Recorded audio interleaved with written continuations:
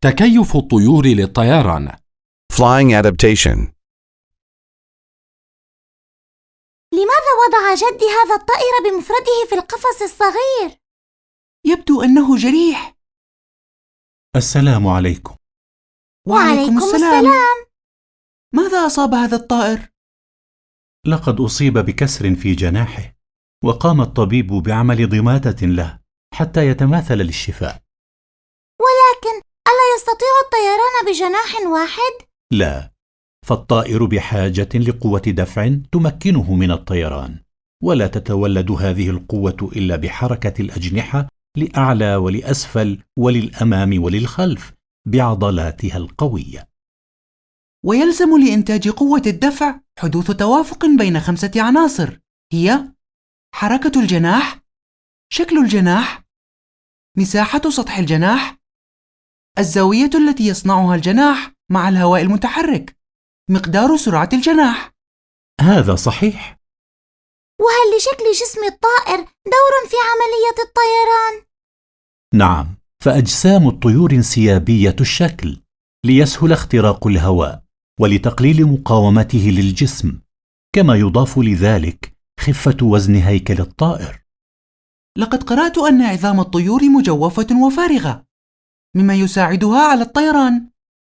سبحان الله، عظام مجوفة، أليست بحاجة لعظام قوية؟ بلى، فللطيور عظام مجوفة بالفعل، ولكنها تكون شبكة داخلية تمنحها القوة، كما تتميز هياكل الطيور بالقوة والثبات والصلابة نتيجة اندماج فقرات الذيل مع العمود الفقري.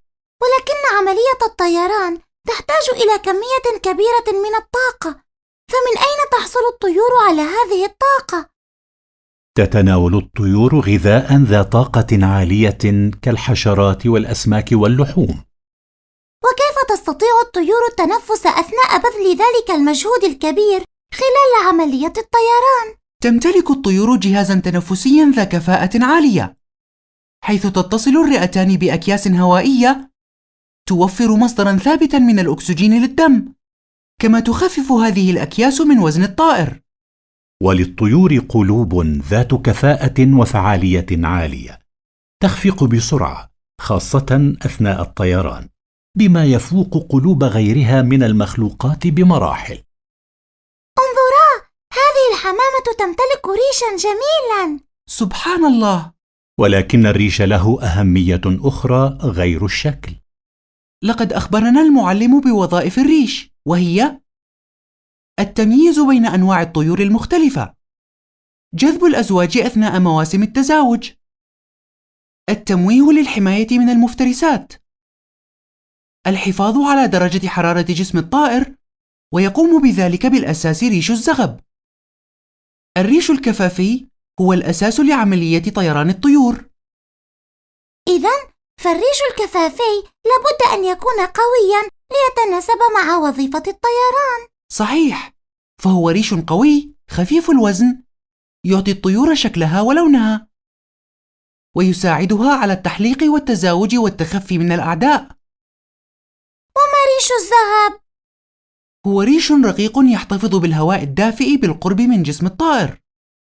لقد استفدت كثيرا بزيارة حظيرة الطيور، والآن لنستكمل جولتنا في المزرعة. ولكن قبل الذهاب سألخص ما تعلمناه اليوم. أولاً، يمكننا تلخيص ما تعلمناه فيما يلي.